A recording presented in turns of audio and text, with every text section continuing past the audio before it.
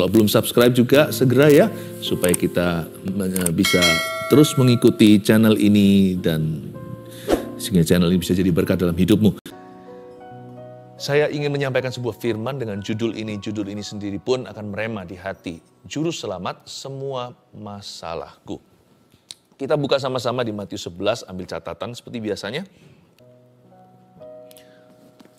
Ini adalah firman yang sangat terkenal, ajakan juru selamat.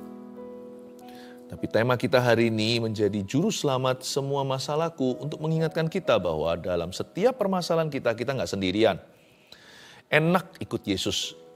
Ikut Yesus bukan berarti free atau bebas dari problema. Tetapi kalau kita mengikut Yesus, kita bukan punya agama. Kita memiliki penyertaan namanya Immanuel, ya kan? Tuhan beserta kita. Enaknya di mana ikut Tuhan Yesus? Suka duka, dia selalu ada di sisi kita. Dia ada di dalam kita. Dan dia ada di dalam setiap masalah hidup kita. Juru selamat semua masalahku ayat 25, Matius 11 ayat 25, saya bacakan dulu. Pada waktu itu berkatalah Yesus, aku bersyukur kepadamu Bapa, Tuhan langit dan bumi, karena semuanya itu engkau sembunyikan bagi orang bijak dan orang pandai. Tetapi engkau nyatakan kepada orang kecil, ya Bapa, itulah yang berkenan kepadamu. Semua telah diserahkan kepadaku oleh Bapakku, dan tidak seorang pun mengenal anak selain Bapa, dan tidak seorang pun mengenal Bapa selain anak, dan orang yang kepadanya anak itu berkenan menyatakannya. Marilah kepadaku semua yang letih lesu dan berbeban berat, aku akan memberi kelegaan kepadamu. Pikulah kuk yang kupasang, dan belajarlah padaku, karena aku lemah lembut dan rendah hati, dan jiwamu akan mendapat ketenangan. Sebab kuk yang kupasang itu enak, dan bebanku pun ringan. Saya ulangi lagi ayat 25, saya jelaskan. Pada waktu itu, ini waktu apa? Kalau kita baca ayat-ayat sebelumnya, Yesus mengalami penolakan demi penolakan. Ternyata anak Allah, Mesias kita juga mengalami berbagai macam problema.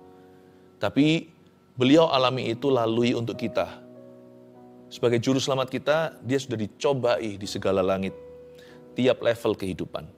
Tapi dia tidak berdosa. Yesus tanpa dosa bisa menjadi pengorbanan untuk menghapus dosa kita. Tapi Tuhan Yesus merasakan lapar, merasakan ditampar, merasakan juga dikhianati, merasakan dibenci, difitnah. Tuhan lalui semuanya itu.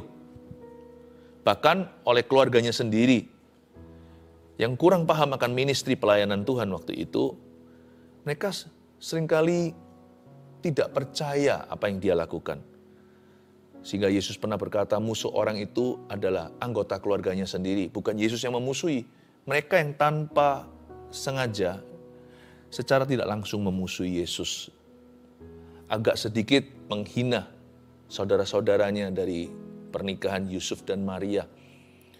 Mamanya pun sempat tidak memahami pelayanannya, disuruh pulang segala waktu rumahnya kerumunan orang. Saya ingin untuk kita tahu bahwa Yesus mengalami berbagai masalah, pokoknya semua masalah yang kita bisa pikirkan dan kita pernah alami dan akan nanti kemudian hari kita hadapi, Yesus sudah makan semua itu. Pada waktu itu, berkatalah Yesus, perhatikan kalimat berikutnya, aku bersyukur kepadamu. Belajarlah dari Tuhan. Di dalam masalah itu masih punya kok sesuatu yang kita syukuri. Minimal kita masih hidup, sekalipun hidup gak enak. Tapi selalu ada sesuatu yang kita bisa syukuri. Minimal nama kita tertulis di kitab kehidupan. Itu ya tak terhingga nilainya. Coba bayangkan value-nya. Kita orang berdosa, celaka, layak masuk neraka. Diselamatkan cuma-cuma, nanti masuk surga. Coba pikirkan, nggak jadi ke neraka selama-lamanya. Sampai kapan kita miliaran terima kasih sama Tuhan? Sampai kapan pun tidak akan pernah kita itu bisa membeli karunia ini. Jadi patut kita itu bersyukur dan berterima kasih. Jangan bergembira karena iblis takut kepadamu atau takluk kepada perintahmu.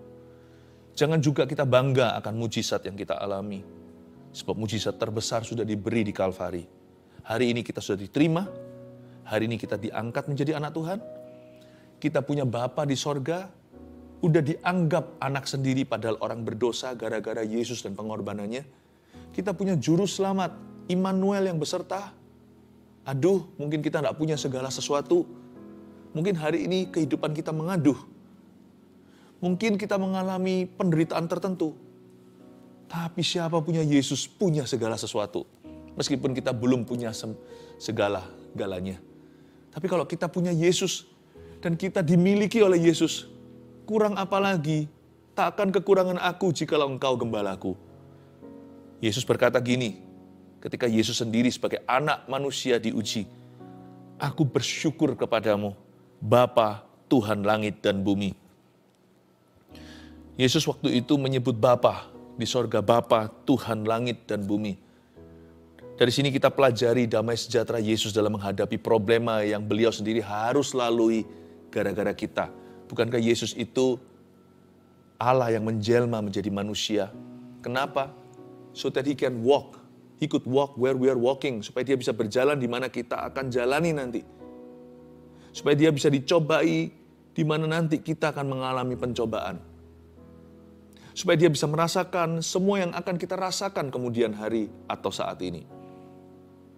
Tapi dia berkata, Bapa, Tuhan, langit dan bumi. Yesus punya rasa aman dalam kasih Bapanya.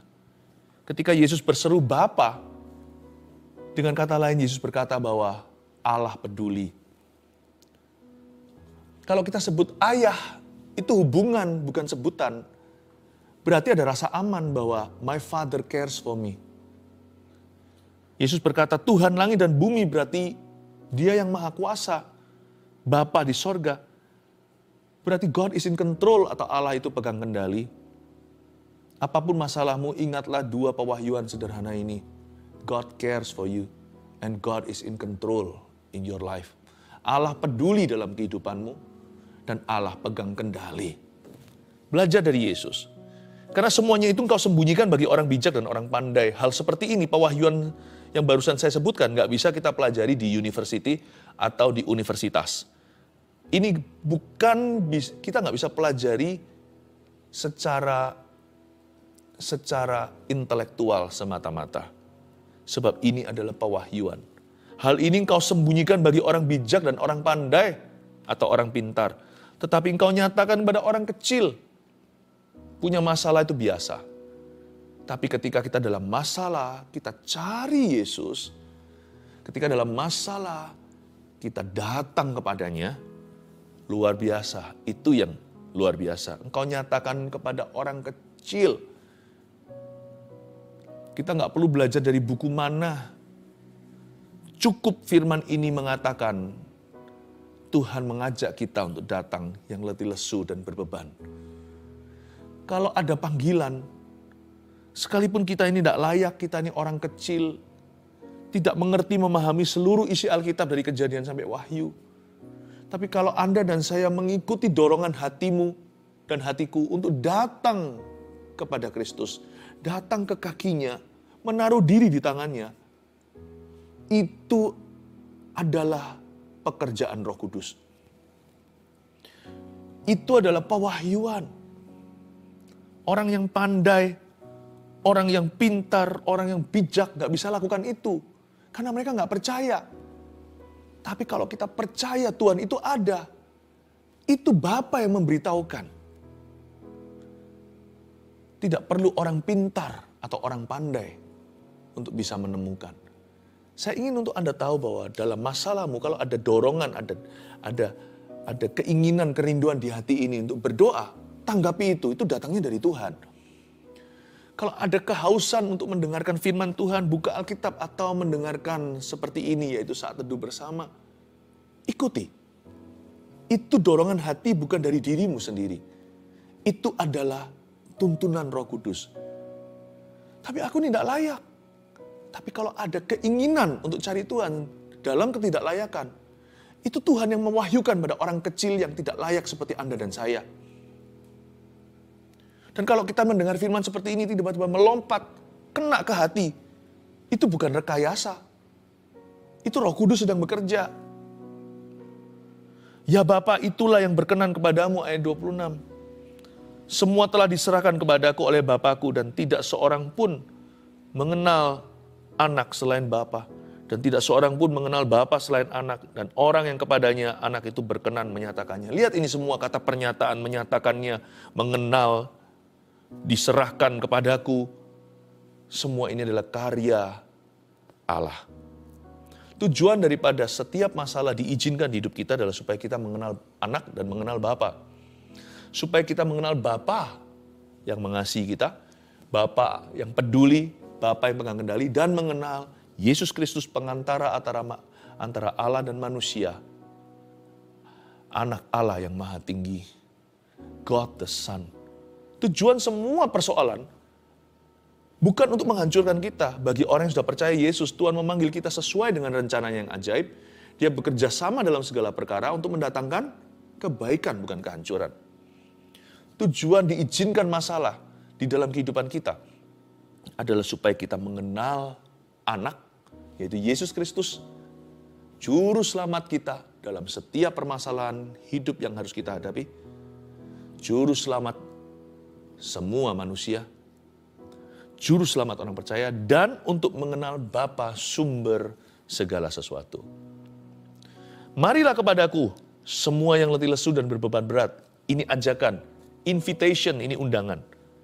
Nggak tebang pilih, nggak pandang bulu. Ayat ini tidak dimeteraikan istilahnya, seperti surat terbuka. Bisa untuk siapa saja yang meresponi suaranya. Sekali lagi Yesus berkata gini, marilah kepadaku semua. Berarti everybody.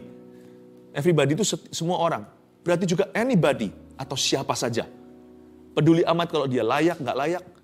Peduli amat kalau dia barusan jatuh dalam dosa. Peduli amat kalau dia sudah berlumuran dosa, nggak keruan, kayaknya susah dipulihkan.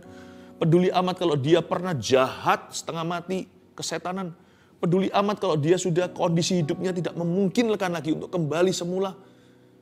Sakit, sehat, suka, duka. Kalau Tuhan berkata semua, itu berarti everything and everybody. Semua itu berarti segala sesuatu dan semua orang. Berarti setiap individu boleh datang kepadanya.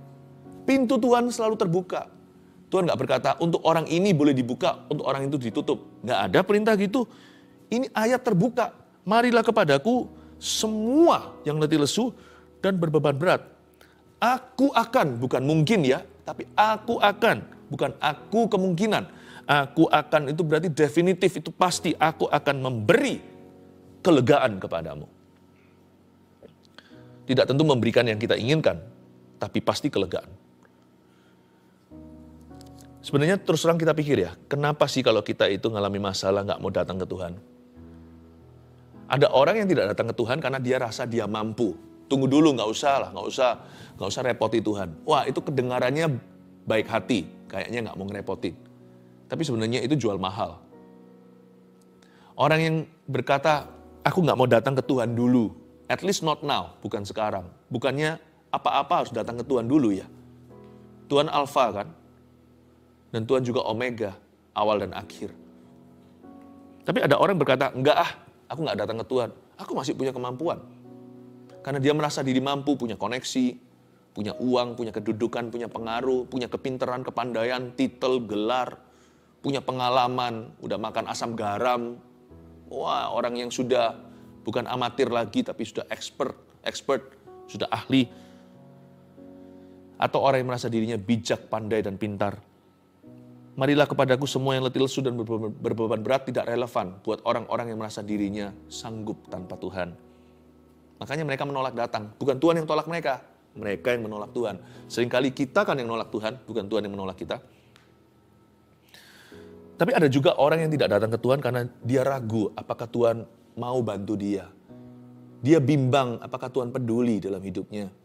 Dia nggak yakin kalau Tuhan itu mau. Sekalipun kalau Tuhan mampu, apa dia mau menolong seorang cacing seperti aku? Ya, kan aku nggak holy. Ya, kalau sampai kita percaya gituan, berarti kita menerima tuduhan. Itu dari setan. Kata setan, iblis itu artinya pendakwah umat Allah.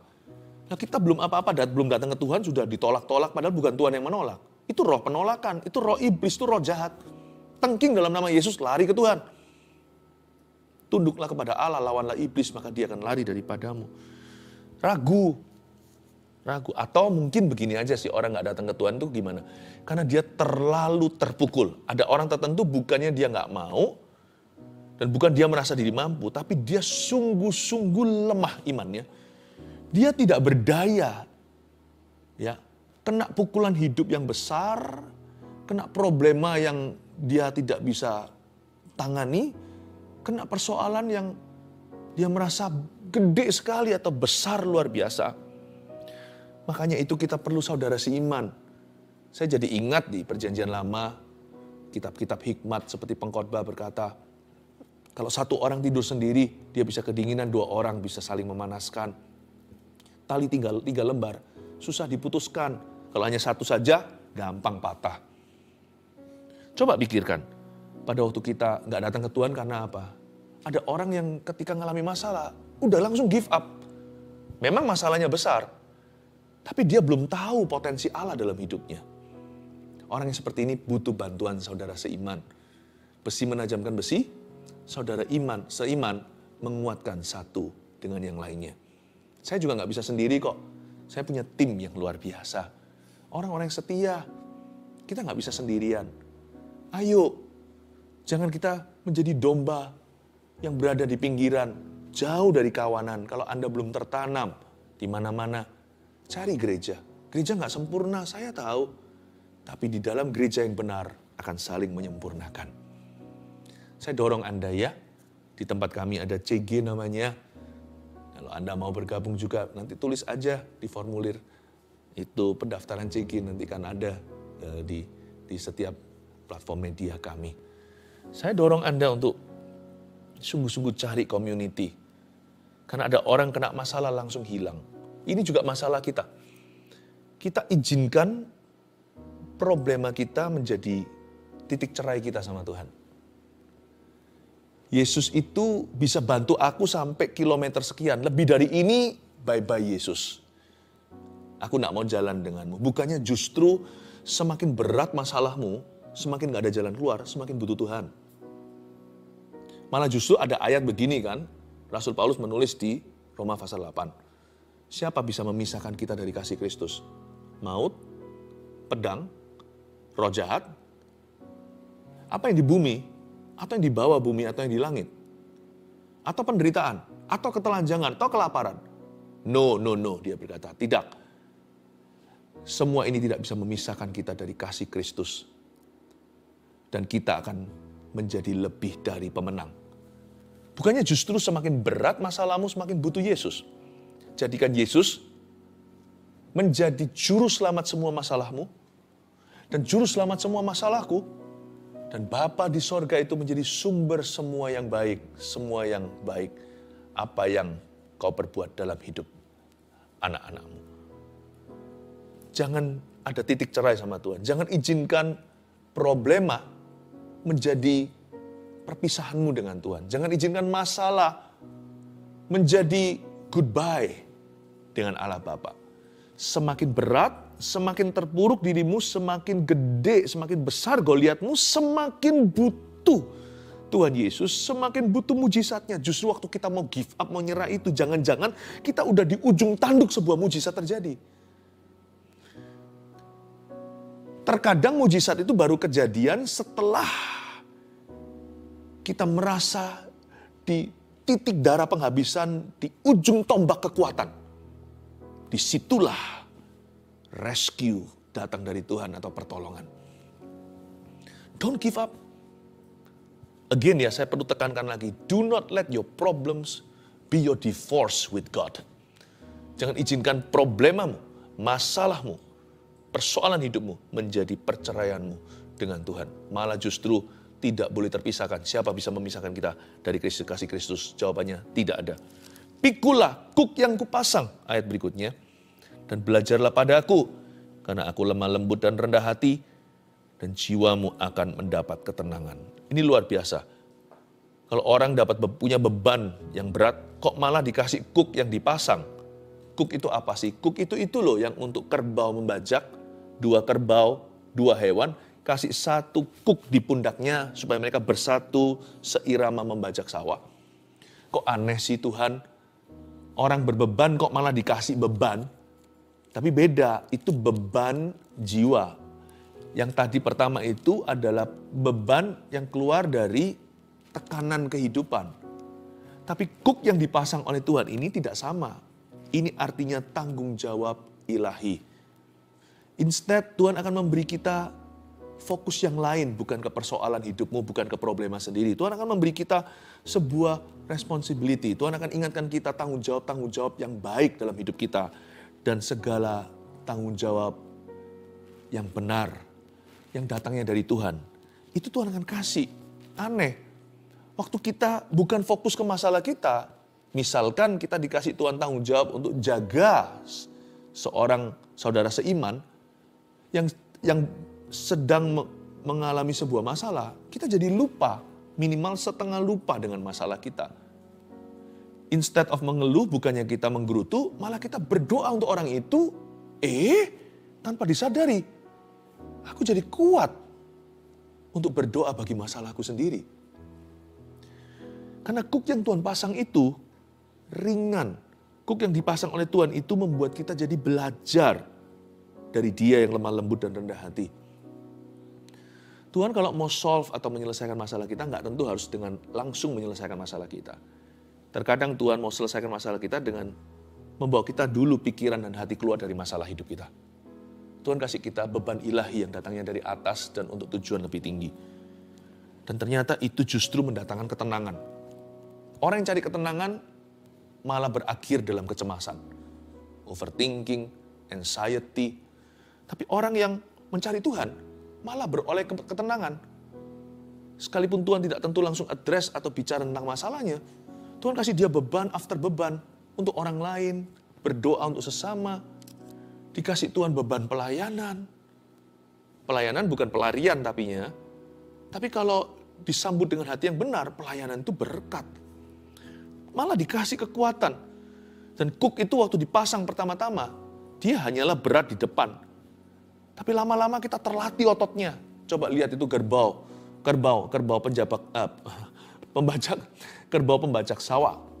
Itu beda dengan wagyu yang dimakan, yang dipijit-pijit itu, teknologi yang dikasih minum makan yang paling berkualitas. Tujuannya kan disembelih, supaya dagingnya marblingnya kelihatan, supaya dagingnya itu seperti marmer gitu. Wah, fatty, penuh dengan lemak. Itu yang mahal. Tapi kerbau yang dikasih kuk untuk membajak, bukan lemak. Yang ada adalah otot-otot semuanya. Coba kita tukar tempat. Yang wagyu suruh membajak sawah dengan kuk itu. Mati dia. Belum sampai membajak sawah tengah jalan, dia nggak kuat. Tapi yang kerbau dimasak nggak enak. Dagingnya terlalu keras. Apa maksudnya? Kalau kita pasang kuk Tuhan, kita nggak jadi dimasak. Justru kuat mengangkat beban. Aneh ya. Beban kasih ringan, tambah sakit-sakitan. Dikasih beban dari Tuhan, dikasih kuk dari Tuhan Yesus, malah otot rohaninya keluar semua, jadi gagah perkasa. Jiwaku akan mendapat ketenangan. Lalu ayat 30, sebab kuk yang kupasang itu enak. Dan bebanku pun ringan. Terus terang, kuk tidak pernah ringan. Bukan kuknya yang jadi enteng, tapi kitanya yang tambah kuat. Perbedaannya di sana. Bukan kalau kita lihat zaman sekarang di metropolitan nggak kelihatan. Tapi kalau kita pergi ke desa atau pedesaan, kita akan melihat kan, sekali-kali kita beruntung melihat ada petani membajak sawah dengan kerbaunya. Kayaknya enteng ya, coba diangkat, itu berat. Itu enteng karena kerbaunya kuat. Kita justru menjadi kuat. Bukan kuknya jadi ringan. Tadinya kita hidup bagi diri sendiri, segala sesuatu berupa keluhan. Tapi setelah Tuhan memberi kita kuk, fokus kita kepada tanggung jawab kita terhadap kerajaan Allah. Wow, tanpa terasa, masalahku pun terasa lebih enteng sekarang. Padahal persoalannya masih belum selesai, tapi kitanya sudah menjadi orang yang diurapi. Kita sudah menjadi orang-orang yang tabah. Kita menjadi orang yang bersyukur. Dan bahkan Tuhan berikan solusi. Saya kasih 3 poin untuk review apa yang kita pelajari. Juru selamat semua masalah. aku. Satu, semua orang dan semua masalah boleh datang kepadanya. Jangan tebang pilih, jangan pandang bulu, jangan pilih-pilih. Kalau mau datang ke Yesus itu, all, everything, everyone, anyone, dan anything juga. All itu semua, siapa saja, semua orang, setiap permasalahan, semua problema boleh datang pada Tuhan. Semua orang dan semua masalah boleh datang kepadanya. Satu kata, bisa. Datang ke Yesus, tapi masalahku terlalu besar. Nggak ada, Yesus lebih besar. Dia terlebih besar di dalamku dan di dalammu. 2, tanggung jawab yang baik menghasilkan damai sejahtera. Malah justru jangan lari dari tanggung jawab ketika kita dalam problema. Masalahnya belum pergi, jangan jadi lumpuh sama sekali, lalu tidak melakukan itu, tidak melakukan ini. Apa yang merupakan tanggung jawabmu, peranmu yang dari Tuhan? Berfungsilah sebagai suami, tetap berfungsi sebagai mama, ibu rumah tangga, istri, atau kalau Anda career woman atau wanita karir, tetap lakukan pekerjaanmu. Ya, jangan menunggu mujizatmu, percaya dengan iman, terus berharap, tapi jangan pasif menanti. Lakukan bagianmu sebagai anak, sebagai orang tua, sebagai ayah, sebagai pendeta, sebagai pengusaha, sebagai apapun juga. Kalau Anda diberi tanggung jawab sama Tuhan, itu kuk yang ringan. Bukan enteng maksudnya, tapi justru gara-gara kita fokus lakukan tanggung jawab kita, kita jadi tabah menghadapi masalah. Coba lihat ya, aneh. Orang yang tidak pernah hidup untuk siapa-siapa, ketika dapat masalah, lemes dia kena virus problema. Tapi kalau orang itu hidup untuk seseorang, misalkan seorang mamah, badan nggak enak, tapi karena dia harus jaga anaknya. Jadi dia mengapi-apikan diri, dia jadi kuat beribu-ribu kali. Demi apa? Demi rumah tangganya. Karena mereka masih membutuhkan dia. Anak-anaknya masih kecil. Maka sekalipun ibu tersebut mungkin lagi flu, ya, tapi dia tetap akan usahakan untuk berfungsi. Ya. Meskipun pakai masker, dia lakukan semua tugas-tugas rumah tangganya. Karena anak-anaknya masih memerlukan dia. Suaminya akan pulang kerja. Coba lihat, orang yang hidup untuk orang lain dapat kekuatan. Masalahnya tidak menjadi-jadi. Problema yang sama, yang melumpuhkan orang yang satunya. Problema ini bagi orang tersebut yang punya tanggung jawab rohani, hanyalah sesuatu yang harus dia hadapi dan lalui. Itulah sebabnya seorang wanita itu pahlawan yang luar biasa, setiap ibu yang melahirkan anak. Seorang mama yang mengandung ketika sudah jatuh temponya, sakitnya luar biasa kan. Laki-laki tidak akan pernah mengerti penderitaan itu. Tapi kenapa dia tabah untuk bisa mengeluarkan anaknya dari kandungannya dengan segenap kekuatan? Kenapa? Karena dia tahu. Karena dia tahu sakit ini hanyalah dilalui demi supaya anaknya dilahirkan. Kalau Anda punya tanggung jawab dan terus hidupi tanggung jawabmu, akan ada ketenangan dan damai sejahtera, bahkan ada kekuatan dalam hidupmu. Jangan muntung tanggung jawabnya ketika dalam masalah. Terus lakukan bagianmu. Percayakan sisanya pada bagian Allah. Allah peduli, Allah pegang kendali. Dia pasti akan melakukan sesuatu. Dia tidak akan tinggal diam dalam kehidupan orang yang percaya dan menaruh harap kepadanya. Yang ketiga, orang yang mau belajar dari Yesus, catat ini, tidak akan dimarahi kalau salah. Saya suka dengan kata ini. Belajarlah padaku, di ayat 29b. Karena aku, Yesus, lemah lembut dan rendah hati. Orang yang mau belajar dari Tuhan Yesus ya, sekalipun dia salah pun, dia ditegur, tapi dia tidak akan dimurkai. Belajar dari Tuhan. Tuhan itu lemah lembut dan rendah hati. Dia bukan guru yang angker. Ya. Dia tidak akan membiarkan Anda dalam kesalahan. Saya percaya anak yang benar, yang sejati, pasti disesah oleh ayahnya. Pasti ada disiplin segala. Tapi Yesus tidak akan muntap marah-marah sama Anda tanpa alasan lalu murka. Yesus itu adalah guru yang paling lemah lembut dan rendah hati. Ya. Makanya itu dalam hidup ini, belajar aja terus berguru sama Yesus. Jatuh bangun kita itu ke Yesus aja. Karena ke Yesus paling aman. Waktu saya berhasil, dia akan ajari saya nggak sombong. Waktu saya gagal, dia akan angkat saya. Mungkin ada konsekuensi, mungkin ada teguran. Tapi satu hal yang pasti, Tuhan tidak akan pernah membenci. Tuhan tidak pernah hate me, tidak pernah membenci saya. Saya yakin menjadikan juru selamat, Yesus sebagai juru selamat semua masalah kita adalah sebuah keputusan paling smart. Karena tidak ada mentor seperti Yesus. Waktu kita di dalam problema, hanya dia yang bisa angkat kita ketika jatuh, hanya dia bisa jaga kita ketika kita sukses. Juru selamat kita, segala musim kehidupan, hanya satu perguruan. Yesus Kristus, guru besarku. Tuhan Yesus, my master, my teacher. Dan belajar dari Tuhan itu nggak pernah dimarah. Kalau saya salah, saya ditegurnya. Tapi Tuhan akan selalu menunjukkan kasih in the end. Dan Tuhan akan menuntun saya pada kebenaran. Alkitab selalu berbicara, orang lain diutusnya untuk mendidik saya. Pengalaman hidup pun akan banyak shaping me atau membentuk atau akan mengajar saya. Kadang-kadang kalau memang ada hukuman dari Tuhan pun itu untuk kebaikan. Karena Tuhan tidak pernah menghukum kita anak-anaknya dari murka. Tuhan selalu menghukum kita dari kasih dan dari sebuah rencana untuk memulihkan. Karena itu saya mau jadikan Yesus forever juru selamatku dalam segala sesuatu dan setiap persoalan hidupku. 1, 2, 3. Yesus juru selamat semua masalahku. 1, semua orang, semua masalah boleh datang kepadanya. 2, tanggung jawab yang baik dalam hidup kita menghasilkan damai sejahtera. 3, orang yang mau belajar dari Yesus, sekalipun gagal, tidak akan dimarahi kalau salah. Tuhan akan menuntun kita ke dalam kebenaran. Mari kita datang kepada Yesus, membawa hidup dan hati kita. Setiap kali saya menyanyikan lagu yang liriknya Tuhan Yesus adalah gembala kita, tidak bisa tidak saya membayangkan Tuhan menggendong seekor domba. Saya bahkan pernah gambarkan dan lukiskan. Tuhan itu menggendong seekor domba, yaitu Anda dan saya.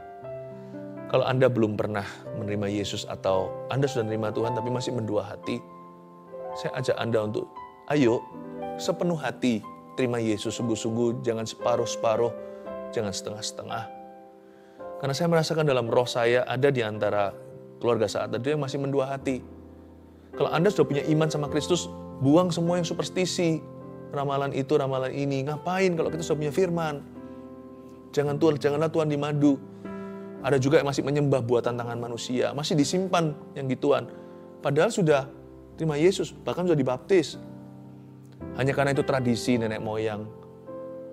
Tenanglah, yang lebih cinta nenek moyang Anda dan saya adalah Tuhan yang menciptakannya. Itu nenek moyang bagi kita. Bagi Tuhan itu semua adalah ciptaan dan anaknya. Anda serahkan. Anda belajar untuk mengikuti Yesus. Saya kok rasa didorong oleh Roh Kudus untuk mengatakan, udah singkirkan, kembalikanlah barang-barang itu. Dulu Anda dapat dari mana, kembalikan ke sana. Udah jangan miliki, jangan punya barang-barang begitu lagi. Karena itu mendukakan hati Roh Kudus. Saya ajak Anda untuk terima Yesus yang belum sungguh-sungguh terima Tuhan. Atau yang setengah-setengah, separuh-separuh tadi, ayo letakkan tangan di dada kita, ikuti saya berkata, Tuhan Yesus, aku rindu menjadikanmu juru selamat hidupku dalam semua masalahku. Mulai hari ini, kau jadi satu-satunya Tuhan dan juru selamatku yang ajaib. Bapa, terima kasih. Engkau mengasihi aku, Engkau peduli. Dalam nama Yesus. Sekali lagi katakan, dalam nama Tuhan Yesus. Amin. Anda sudah berdoa, ini adalah mujizat terbesar. Sesuatu terjadi dalam dirimu ketika hatimu percaya, mulutmu mengaku. Saya mendengarkan barusan juga ketika berdoa ini, bukan hanya yang barusan mengucapkan doa ini, tapi keluarga saat teduh. Banyak sekali yang sakit GERD atau asam lambung itu disembuhkan Tuhan saat ini. Di dalam nama Yesus Kristus. Kalau Anda punya masalah di area ini, ulurkan tangan aja ke depan. Saya akan berdoa. Roh Kudus katakan gastrik yang akut